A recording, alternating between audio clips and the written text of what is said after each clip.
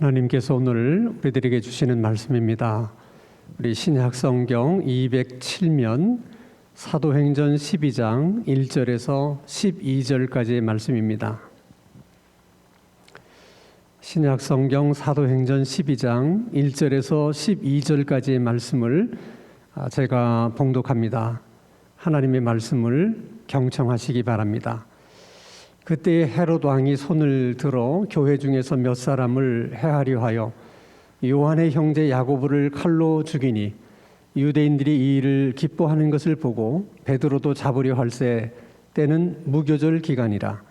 잡음에 오게 가도 군인 내식인 내패에 맡겨 지키고 유월절 후에 백성 앞에 끌어내고자 하더라. 이에 베드로는 옥에 갇혔고 교회는 그를 위하여 간절히 하나님께 기도하더라. 헤롯이 잡아내려고 하는 그 전날 밤에 베드로가 두 군인 틈에서 두 쇠사슬에 매어 누워 자는데 파수꾼들이 문 밖에서 옥을 지키더니 호련히 주의 사자가 나타나며 옥중에 광채가 빛나며 또 베드로의 옆구리를 쳐 깨워 이르되 급히 일어나라 하니 쇠사슬이 그 손에서 벗어지더라. 천사가 이르되 띠를 띠고 신을 신으라 하거늘 베드로가 그대로 하니 천사가 또 이르되 겉옷을 입고 따라오라 한대 베드로가 나와서 따라갈새 천사가 하는 것이 생시인 줄을 알지 못하고 환상을 보는가 하니라. 이에 첫째와 둘째 파수를 지나 시내로 통한 쇠문에 이르니 문이 저절로 열리는지라. 나와서 한 거리를 지나매 천사가 곧 떠나더라. 이에 베드로가 정신이 들어 이르되 내가 이제야 참으로 주께서 그의 천사를 보내어 나를 헤롯의 손과 유대 백성의 모든 기대에서 벗어나게 하신 줄을 알겠노라 하여 깨닫고 마가라 하는 요한의 어머니 마리아의 집에 가니 여러 사람이 거기에 모여 기도하고 있더라. 아멘. 우리말에 호사다마라는 말이 있습니다. 좋은 일 뒤에는 꼭 안 좋은 일이 뒤따른다. 그런 뜻의 말입니다. 로마에서 세 번째로 큰 도시인 안디옥에 이방인의 교회가 세워졌다. 감사한 일이고 참 좋은 일입니다.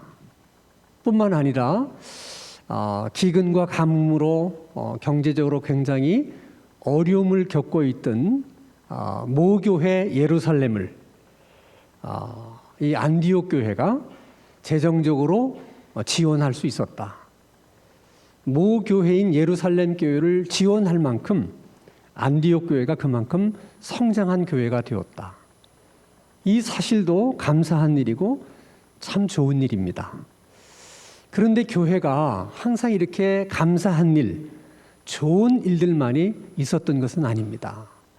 그런 좋은 일이 있고 감사한 일이 있었던 그 즈음에 교회에도 아픈 일이 있었고 또 안 좋은 일이 있었습니다. 오늘 사도행전 12장 1절과 2절 말씀을 보니까 그때 헤롯 왕이 손을 들어 교회 중에 몇 사람을 해하려 하여 요한의 형제 야고보를 칼로 죽였다. 예수님의 세 번째 제자인 야고보가 순교를 당하는, 교회적으로는 큰 아픔과 슬픔도 있었습니다. 뿐만 아니라 예수님의 수제자인 베드로가 헤롯에 의해서 체포당하는 그런 어려움도 교회가 겪게 되었습니다. 교회는 늘 핍박을 받아왔습니다. 헤롯이 교회를 핍박하기 전에는 사내들인 공의회가 교회를 핍박했죠. 그런데 지금은 헤롯 왕이 나서서 교회를 핍박합니다. 예전에는 종교권에서 교회를 핍박했는데 이제는 정치권에서 교회를 핍박하는 것입니다. 도대체 정치권이 무엇 때문에 교회를 핍박하는 걸까? 교회가 정부에 대해서 무슨 반정부 시위를 벌였던 것일까? 아니면 정부가 생각할 때 교회가 정부에 큰 위협이 되는 그런 단체나 모임이라고 생각했던 것일까? 그러나 초대 교회는 무슨 정부에 대해서 뭐 반정부 시위를 벌일 그런 어떤 특별한 뭐 마음의 동기도 없었고,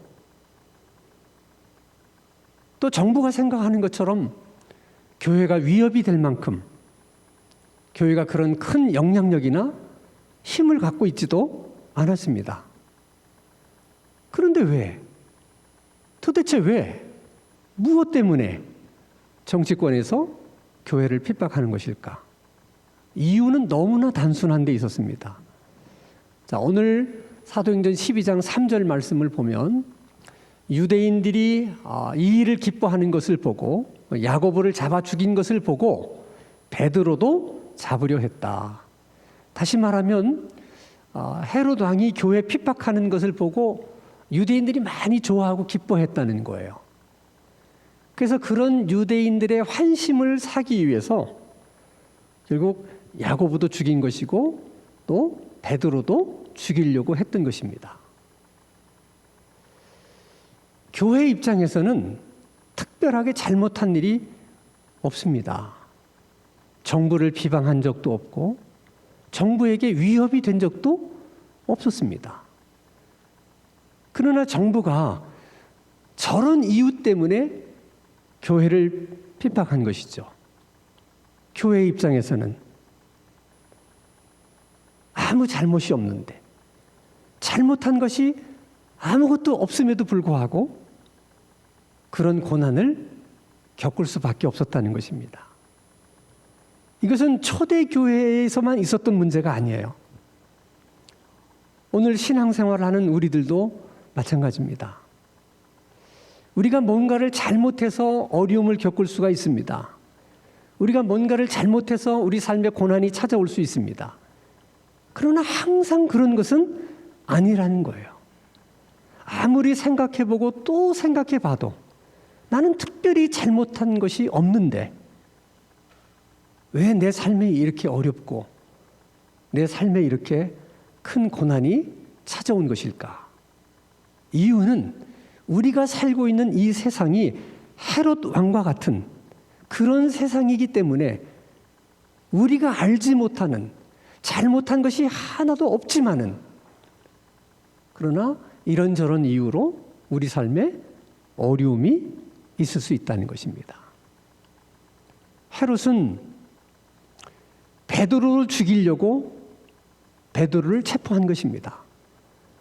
그러나 당장 죽일 수 없었던 이유는 베드로를 체포한 그 시점이 유대인의 큰 명절인 무교절이 시작되고 있었기 때문에 그렇습니다.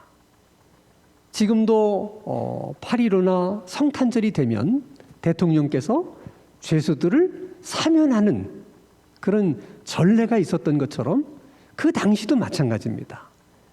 6월절이나 무교절 같은 큰 유대인의 절기가 있을 때는 죄인들을 방면하거나 사면해주는 전례가 있었어요. 이렇게 죄인들을 사면하고 방면해주는 그 좋은 절기에 죄수를 죽인다고 하는 것은 유대인들의 정서에 맞지 않았기 때문에 헤롯 왕이 무교절이 끝날 때까지만 베드로를 감옥에 감금해 두었다가 이제 무교절이 끝나면 베드로를 죽이려고 했던 것입니다. 자, 그러면 우리가 하나 궁금한 것은 베드로가 감옥에 갇혔을 그 당시 감옥은 어떠했을까? 지금의 감옥과 유사할까? 아니면 지금의 감옥보다는 더 열악한 상황이었을까?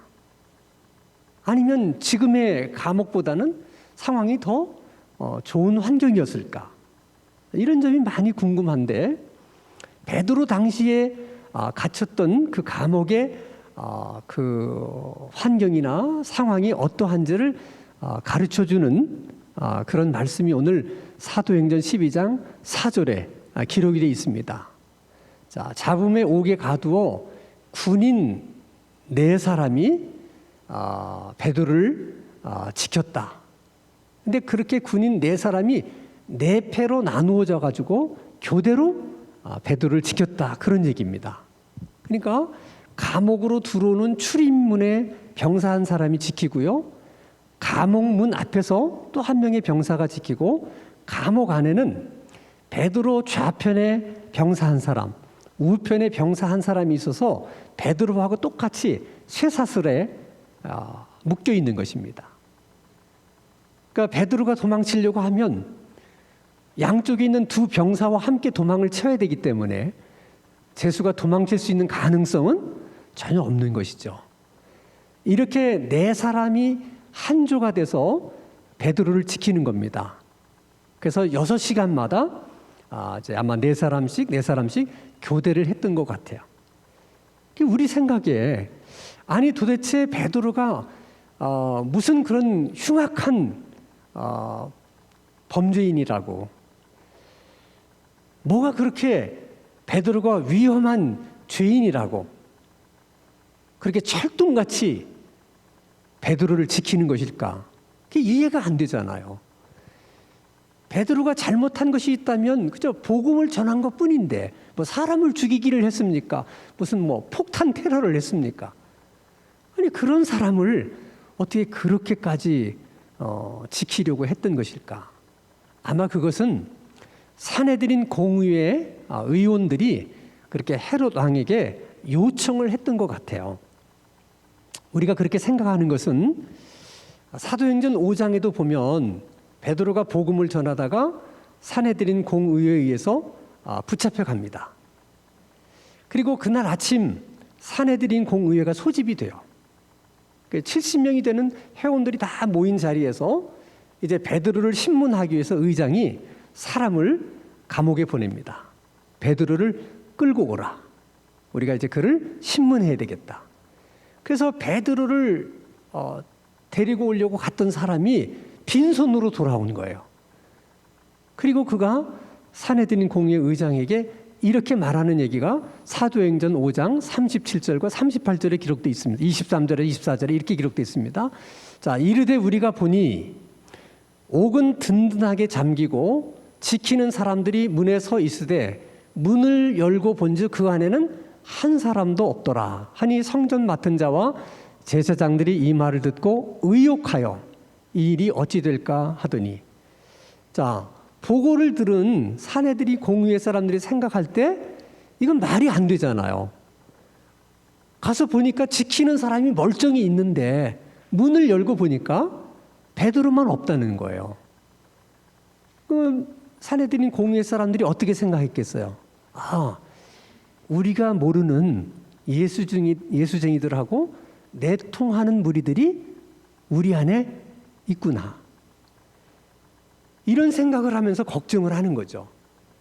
그러지 않고서야 어떻게 지키는 보초가 있는데 베드로가 도망칠 수 있을까? 이런 일이 있었기 때문에 아마 헤롯 왕에게도 그 얘기를 한 것 같아요. 전에도 그런 일이 있었는데 내통하는 자가 있어서 베드로를 빼돌린 것 같다. 그러니 이번에는 그런 일이 없도록 철저히 감시하고 지켜야 된다. 그래서 아주 중죄인을 다루듯이 그렇게 네 사람이 한 조가 돼서 이제 베드로를 지키고 있는 것입니다. 자, 그러면 그런 감옥 안에서 베드로는 무슨 생각을 했을까?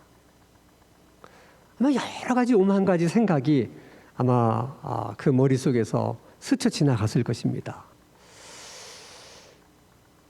3년 동안 예수님을 함께 따르며 정말 생사고락을 함께 했던 야고보도 순교를 당했고, 이제 얼마 있지 않으면 나도 순교를 당하게 될 텐데, 그래, 사람은 언젠가는 한번 죽는 것인데 뭐 야고보가 순교한 것처럼 나도 순교하지 뭐 그렇게 생각할 수 있어요. 근데 자기가 죽는 게 문제가 아니라 이제 야고보도 죽었고 자기까지 순교를 당하고 죽게 된다면 예루살렘 교회는 누가 이끌고 갈 것인가? 가장 큰 걱정은 교회에 대한 걱정이에요. 예루살렘 교회는 어떻게 될 것인가? 예루살렘 교회가 흔들리면 여러 지역에 있는 다른 교회들도 함께 흔들릴 수밖에 없잖아요. 예루살렘 교회가 모교회인데 그런 생각을 했더라면 베드로는 밤새 뒤척이면서 아마 한잠도 자지를 못했을 거예요. 교회 걱정 때문에. 근데 오늘 막상 우리가 본문 말씀을 보면 베드로는 우리들이 생각하는 것처럼 그렇게 하지 않았어요. 자, 오늘 사도행전 12장 6절 말씀을 보니까 헤롯이 잡아내려고 하는 그 전날 밤에 베드로가 두 군인 틈에서 두 쇠사슬에 매여 뭘 하고 있었어요? 누워서 자고 있었다는 거예요. 아니 어떻게 그 상황에서 잠을 잘 수 있을까? 무슨 뭐 좋은 침대 위에 누워 있는 것도 아니잖아요. 감옥에서 양쪽에는 자기를 지키는 병사들이 같이 누워 있는데 그 사이에서 잠이 올까? 근데 그 잠도 그냥 얕은 잠이 아니었어요. 자, 사도행전 12장 7절 말씀을 보면 호련히 주의 사자가 나타나며 옥중에 광채가 빛나며 또 베드로의 어디를 칩니까? 옆구리를 쳐요. 다시 말하면 흔들어 깨워도 너무 깊은 잠을 자고 있기 때문에 베드로가 안 일어나는 거예요. 그래서 어떻게 합니까? 옆구리를 팍팍 치면서 일어나라. 이렇게 깨웠다는 거예요. 아니, 이제 얼마 안 있으면 자기도 순교를 당할 텐데 교회 걱정도 있는데 어떻게 이렇게 태평하게 이렇게 깊은 잠에 골아 떨어져서 잘 수가 있는 것일까? 아무리 생각해도 이해가 안 돼요. 너무 피곤해서 그랬을까? 피곤할 수는 있어요. 그럼 우리가 경험하는 것처럼 아무리 몸이 피곤해도 여러분 정말 내가 지금 고민하는 고민거리가 너무 중요한 것일 경우에는 잠이 와요, 안 와요? 잠이 안 와요. 그게 불면증이 생기는 거 아닙니까? 그래, 뭐 나도 야고보처럼 순교를 하지 뭐. 그렇게 마음 먹는다고 해서 그냥 마음 먹은 대로 사람 마음이 비워집니까? 그럴 수만 있다면 얼마나 좋겠어요. 그렇게 마음을 먹고 나서도 또 금방 걱정되고 염려되는 거잖아요. 근데 어떻게 베드로가 그럴 수 있느냐? 그것은 예수님께서 베드로에게 예수님의 평안을 주셨기 때문에 그럴 수 있는 거예요. 자, 여러분, 요한복음 14장 27절 말씀을 보면 예수님이 이런 말씀을 하세요. 평안을 너희에게 끼치노니 곧 나의 평안을 너희에게 주노라. 누구의 평안을? 예수님의 평안을 너희에게 주노라. 내가 너희에게 주는 그 평안은 세상이 주는 평안과 같지 않다. 그러면 예수님이 주는 평안이라는 것은 어떤 평안일까? 그 예수님의 평안을 설명하고 있는 말씀이 마가복음 4장 37절에서 38절이에요. 제자들과 함께 배를 타고 가다가 그 배가 풍랑을 만납니다. 큰 광풍이 일어나며 물결이 배에 부딪혀 들어와 배에 가득하게 되었더라. 그런데 예수께서는 고물에서 배 뒷부분에서 베개를 베고 주무시고 계셨다 하는 겁니다. 이것도 참 이해하기 어려운 거예요. 지금 세찬 바람이 불면 그 작은 배가 얼마나 심하게 요동을 하겠습니까? 그런데 예수님께서 주무시고 계시는 배 뒤편 요동이 없고 배 앞편만 요동이 있었겠어요? 그럴 리가 없지 않겠습니까? 근데 정말 그렇게 요동치는 배 안에서 예수님이 어떻게 곤히 잠들 수가 있는 것일까? 또 여러분, 그 거센 바람에 물이 막 배 안으로 들어와요. 물결이 치듯 배 안으로 들어오지 않겠습니까? 근데 다른 제자들은 다 물바가지를 받아 썼는데 배 뒤편에서 거의 주무시고 계시는 예수님만 피해서 물이 배 앞편에만 쏟아져 들어와서 배 안에 물이 가득했겠습니까? 그럴 리도 없어요. 그 배가 뭐 항공모함처럼 100m가 넘는 배라면 혹시 뭐 앞부분에만 그런 일이 있을 수 있겠다고 생각하지만 그 조그만한 배 안에 앞뒤가 어디 있겠어요? 제자들이 다 물바가지를 뒤집어 썼다면 지금 예수님이 주무시고 계시는 그 배 뒤편에도 똑같이 물벼락이 쏟아졌을 거예요. 그런데도 예수님은 아랑곳하지 않고 깊이 잠들어 계셨어요. 이것이 하나님의 아들만이 누릴 수 있는 평안이에요. 하나님 아들만이 가질 수 있는 주님의 평안이에요. 왜냐하면 그 하나님의 아들이 누리고 있는 이 평안은 이 세상의 어떤 상황과 환경보다도 강력하고 크기 때문에 그 평강이 그 사람을 사로잡으면, 그 사람을 감싸버리면 풍랑이 일든 옆에서 폭탄이 터지든 아무 상관하지 않고 깊이 잠들 수 있을 만큼의 평안인 거예요. 그 평강을 옥에 갇힌 베드로에게 하나님이, 주님이 주신 것입니다. 우리도 여러분 인생을 살아가다 보면 주님의 이런 평안이 필요할 때가 있어요. 혹시 오늘 예배를 드리는 우리 가운데 그런 주님의 평안이 꼭 필요한 분이 계십니까? 주님께 그 평안을 달라고 기도하세요. 주님이 주시겠다고 말씀하지 않으셨습니까? 여러분이 그런 평안을 구하면 하나님이 그런 평안을 주실 것입니다. 주님의 평안을 누려보는 하나님의 귀한 은혜가 우리 모두에게 있게 되기를 주님의 이름으로 축원합니다. 베드로가 감옥에 갇혔을 때 교회는 무엇을 하고 있었을까? 사도행전 12장 5절입니다. 이에 베드로는 옥에 갇혔고 교회는 그를 위해서 뭐를 했습니까? 기도를 했어요. 어떻게? 간절히. 이것은 초대교회가 오늘의 교회를 위해서 주시는 메시지예요. 교회는 어려운 일이 있으면 기도해야 된다. 그거예요. 어려운 일이 있을 때 교회가 할 수 있는 가장 중요하고 가장 필요한 일은 기도하는 일이다. 그런데 초대교회는 베드로 문제를 위해서 그냥 기도한 것이 아니라 어떻게? 간절히 기도했다는 거예요. 그 간절함이라는 것은 어디서 나오는 것이냐? 기도밖에는 우리가 할 수 있는 일이 없다. 이런 생각이 들 때 간절함이 생겨요. 지금 헤롯 왕이 작심하고 베드로 죽이려고 체포한 것입니다. 초대교회 모든 성도들은 그 사실을 알았어요.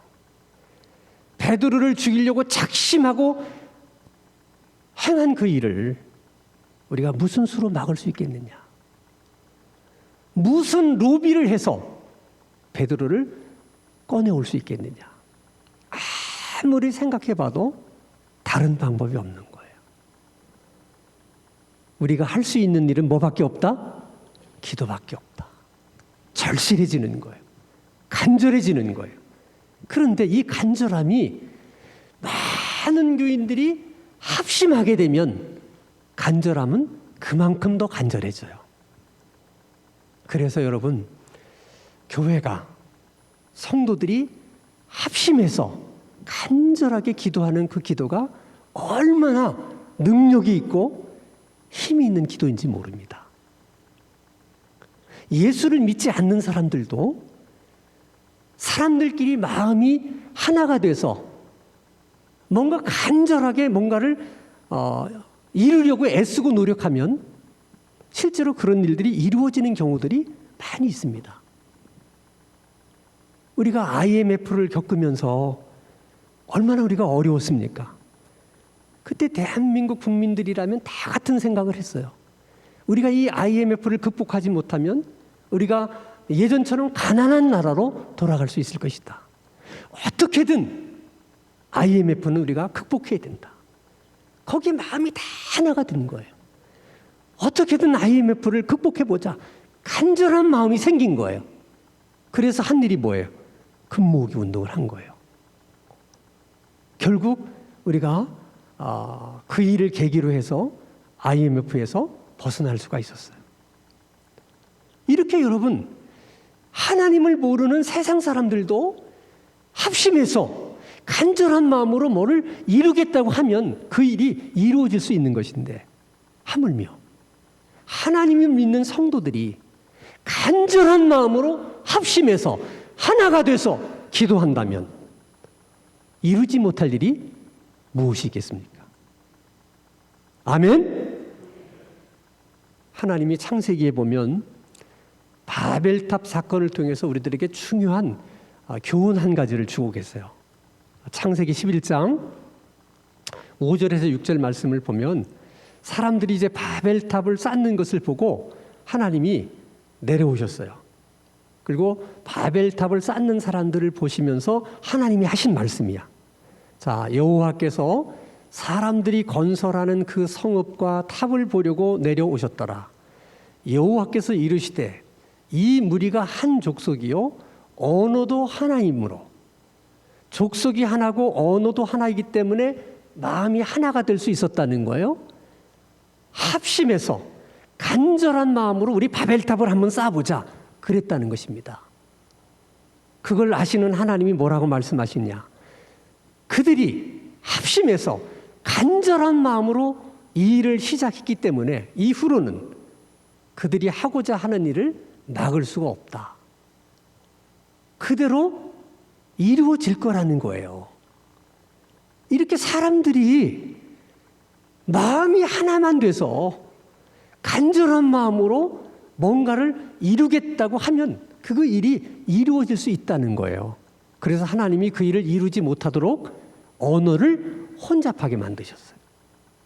언어를 혼잡하게 만들었다는 것은 서로 소통이 되지 않도록 했다는 거예요.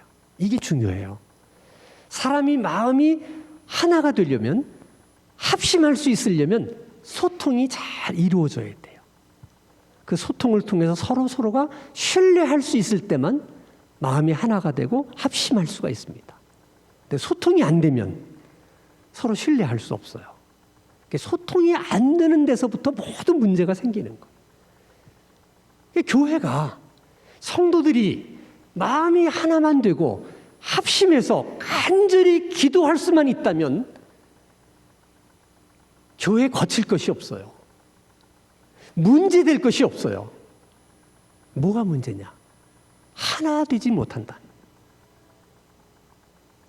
왜? 소통이 안 되기 때문에. 그러면 우리들의 소통을 방해하는 것들이 뭐가 있을까? 우리들의 소통을 방해하는 것들이 많이 있지만 그 중에서 일반적으로 우리가 가장 많이 범하는 잘못이 세 가지가 있어요. 이게 성도 간의 소통을 방해해서 신뢰하지 못하게 만들고 서로에게 상처를 주고 받는 그런 일들을 만들어내는 거예요. 그 하나가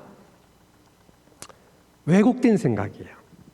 예를 들면 제가 어떤 권사님에게 전화를 했어요. 전화를 신호는 가는데 권사님이 전화를 안 받아요. 순간 이런 생각을 합니다. 왜 전화를 안 받지? 틀림없이 내 번호가 저장돼 있을 텐데, 담임 목사가 전화한다는 것을 알았을 텐데, 근데 왜 전화를 안 받는 거야? 뭔가 나한테 삐진 게 있나? 일부러 전화를 안 받는 게 맞지? 뭔가 나에게 섭섭한 것이 있어서 그런가? 이렇게 생각해요. 그러나 그 권사님이 전화를 받지 않은 데는 여러 가지 이유가 있을 수 있어요. 전화벨 소리를 무음으로 해놨기 때문에 전화벨이 울리는 것을 듣지 못할 수도 있고, 잠시 핸드폰을 놓고 지금 화장실을 간 사이에 전화벨이 울릴 수도 있고, 아니면 누군가와 지금 굉장히 심각한 얘기를 주고받고 있는 중이기 때문에 전화가 온 줄은 알았지만은 분위기상 전화를 받을 수 없어서 받지 않을 수도 있어요. 그럼 뭐가 사실이냐? 사실은 내가 권사님에게 전화를 했는데 그 권사님이 내 전화를 받지 않았다. 그것만이 사실이에요. 근데 그 사실을 나는 내 나름대로 해석을 한 거야. 나한테 섭섭한 게 있어서 전화를 안 받는 거야? 담임 목사를 무시하는 거야? 다 이게 누구의 생각이에요? 내 생각이에요. 이렇게 사실은 그냥 내가 전화를 했는데 전화를 안 받은 것, 그것만이 사실인데 그 사실을 내가 다 왜곡되게 나 혼자 생각하는 것이죠. 그러면 그 후에 내가 그 권사님을 만나면 좋은 감정으로 대할 수 있겠습니까? 없는 거죠. 이런 데서 오해가 생기는 거예요. 또 하나는 한두 가지 자기가 경험하는 일을 두고 모든 것이 그렇다고 생각하는 일반화예요. 자, 내가 어떤 사람하고 관계를 갖는데 그 사람이 나한테 한두 번 실수를 했어요. 그냥 실수를 한두 번 한 것인데 나는 어떻게 생각하느냐.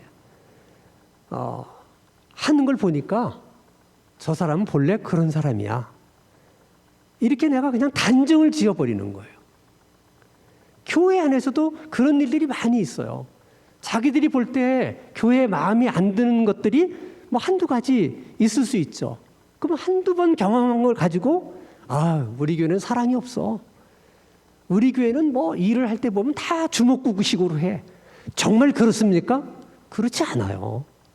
근데 자기가 그냥 한두 번 경험한 걸 가지고 전체가 그럴 거라고 그냥 단정지어 생각하는 거예요. 그러면 소통하기가 어려워요. 또 하나는 내가 화가 났어요. 그러면 내가 왜 화가 났는지를 상대방에게 설명을 해야 상대방이 내가 왜 화가 났는지를 알 수가 있잖아요. 근데 많은 사람들은 화가 났는데 자기가 왜 화가 났는지는 얘기를 안 해요. 그냥 화난 표정만 계속 짓고 있는 거예요. 그러면 상대방은 저분이 왜 화를 난 거야?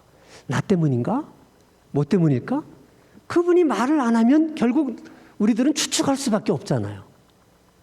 추측을 하다 보면 잘못된 생각을 할 수 있죠. 그것 때문에 오해가 생기는 거예요. 근데 대부분 그런 사람들은 화를 내면서도 어떤 생각을 하냐면 내가 이렇게 화를 냈는데 화가 나는데 알아서 내가 왜 화를 내는지를 알아주기를 바라요. 그래서 알아서 내 화난 것에 대해서 행동해 주기를 바라요. 그런데 우리가 그걸 어떻게 알아요? 근데 그분은 자기가 화난 이유를 다 생략하고 말하지 않으면서 계속 화만 내고 있어요. 좋은 관계가 어떻게 이루어질 수 있겠습니까? 어떻게 소통이 이루어질 수 있겠습니까? 우리가 평소에 성도들과의 관계에서 이 세 가지 점만 조심해도 좋은 관계를 맺는데 많은 도움이 됩니다. 분명한 것은 믿음의 기도, 간절한 기도, 합심으로 하는 기도에는 반드시 하나님의 응답이 있다는 것입니다. 자, 교회가 베드로를 위해서 기도했을 때 하나님이 어떻게 응답하셨는지 7절 말씀부터 보겠습니다. 7절을 보니까 쇠사슬이 그 손에서 벗어지더라. 여러분, 베드로의 손목에 발목에 쇠사슬만 벗어지는 것으로 해결되는 문제가 아니에요. 양쪽 옆에 병사들, 베드로를 지키는 그 사람들도 동일하게 똑같이 쇠사슬이 묶여 있거든요. 그러니까 베드로의 쇠사슬을 풀어주려면 누구의 쇠사슬도, 병사들의 쇠사슬도 풀어줘야 돼요. 그러면 쇠사슬이 풀린 병사가 자기 몸에서 쇠사슬이 풀려졌다는 걸 모르겠습니까? 알죠. 그럼 곤란하잖아요. 천사가 할 수 있는 일은 잠든 베드로는 깨우고 베드로를 지키는 두 병사는 깊이 잠들게 만들어야 쇠사슬을 풀어줘도 문제가 없는 겁니다. 어떻게 그런 일이 가능하겠어요? 8절입니다. 천사가 이르되 띠를 띠고 신을 신으라 하거늘 베드로가 그대로 하니 천사가 또 이르되 겉옷을 입고 따라오라. 지금 감옥에서 도망치는 지금 순간이니까 얼마나 다급하겠어요. 천사는 하나도 서두르지 않습니다. 신을 거 다 신고 입을 거 다 입고 띠뛸 거 다 띠뛰고 그리고 베드로를 데리고 나가요. 이게 하나님의 역사예요. 9절 베드로가 나와서 따라감세 천사가 하는 것이 생시인 줄을 알지 못하고 환상을 보는가 하더라. 믿겨지지가 않는 거예요. 어떻게 그런 일이 있을 수가 있습니까? 그런 일을 꿈에라도 생각할 수 있습니까? 그래서 천사가 시키는 대로 지금 하고는 있는데 이게 내가 지금 꿈을 꾸고 있는 것인지 내가 환상을 보고 있는 것인지 실감이 안 나는 거예요. 실감이. 10절. 이에 첫째와 둘째 파수를 지나 시내를 통한 성문의 문을 말하는 겁니다. 그 쇠문에 이르니 문이 어떻게 해요? 저절 열려요. 천사가 연 거예요. 그래서 지금도 여러분 어디 백화점이나 이런 데 이렇게 가면 저절로 문이 열리죠. 다 저기서 나온 거예요. 그래서 베드로가 이제 성문 앞에 다 이제 나와 보니까 찬바람도 불고 이제 정신이 번쩍 드는 거예요. 그때서야. 그래서 11절에 이렇게 말합니다. 이에 베드로가 정신이 들어서 정말 주님께서 천사를 보내서 자기를 구원해 주셨구나 하는 것을 깨닫게 됩니다. 이렇게 여러분 기도의 응답은 우리가 상상할 수도 없는 생각할 수도 없는 이런 방법으로도 하나님이 응답해 주신다는 거예요. 자, 그러면 여기서 한 가지 이제 궁금한 것은 그러면 야고보가 감옥에 갇혔을 때는 예루살렘 교회 교인들이 기도를 했을까 안 했을까? 야고보가 붙잡혔을 때는 교회가 기도를 하지 않아서 야고보가 순교한 것이고 베드로가 붙잡혔을 때는 교회가 기도했기 때문에 풀려난 것입니까? 그렇지 않아요. 야고보가 붙잡혔을 때도 교회는 기도했고 베드로가 붙잡혔을 때도 똑같이 기도했어요. 기도의 제목도 똑같은 것이었어요. 야고보를 살려주세요. 야고보를 구해주세요. 베드로를 살려주세요. 베드로를 구해주세요. 똑같이 기도를 했는데 왜 야고보는 그러면 순교를 하고 베드로만 구출을 받았을까? 그러면 하나님께서 야고보를 위해서 우리가 기도했을 때는 초대교회가 기도했을 때는 기도 응답을 안 하신 것이고 베드로를 위해서 기도할 때만 하나님께서 기도 응답을 하신 것입니까? 아니에요. 간절한 기도, 믿음으로 드리는 기도, 교회가 합심으로 해서 하는 기도는 다 응답하십니다. 그러니까 야고보를 위해서 기도할 때도 기도 응답을 하신 거예요. 단지 교회 교인들의 생각에는 야고보가 죽지 않고 풀려나기를 원했지만 하나님 생각에는 야고보가 지금 순교하는 것이 교회를 위해서 유익한 것이요 하나님의 영광을 위해서도 필요한 것이다. 그래서 순교를 허락하신 거예요. 그러니까 우리의 생각과 그런 면에서 다른 점이 있는 거예요. 베드로의 경우도 하나님은 순교할 것을 알고 계셨어요. 그러나 지금은 아니다. 지금은 베드로가 순교할 때가 아니기 때문에 풀어주시는 거예요. 그러니까 하나님은 언제 순교를 해야 될 것이냐 그때도 하나님이 정하세요. 언제나 하나님은 우리 기도에 응답할 때 하나님의 영광을 위해서 하나님의 방법으로 하나님의 때에 맞게 응답을 하세요. 하나님께서 그렇게 응답을 하시면 우리들은 그때는 잘 이해를 하지 못하지만 항상 하나님은 우리가 구하는 것, 생각하는 모든 것에 더 충분하게, 더 풍성하게 그렇게 응답해 주시는 하나님이세요. 우리는 하나를 구했지만 하나님 둘셋으로 응답해 주세요. 우리가 생각하는 것 이상으로 생각하지 못한 것 그 이상으로 하나님은 응답해 주세요. 그러므로 교회가 어떤 어려움이 있더라도 두려워할 것이 없습니다. 그것은 하나님께서 기도하라는 사인이에요. 모든 교인이 합심해서 믿음으로 간절함으로 기도하면 모든 문제는 해결이 됩니다. 하나님의 영광을 위해서 하나님의 방법대로 하나님의 때에 이루어 주십니다.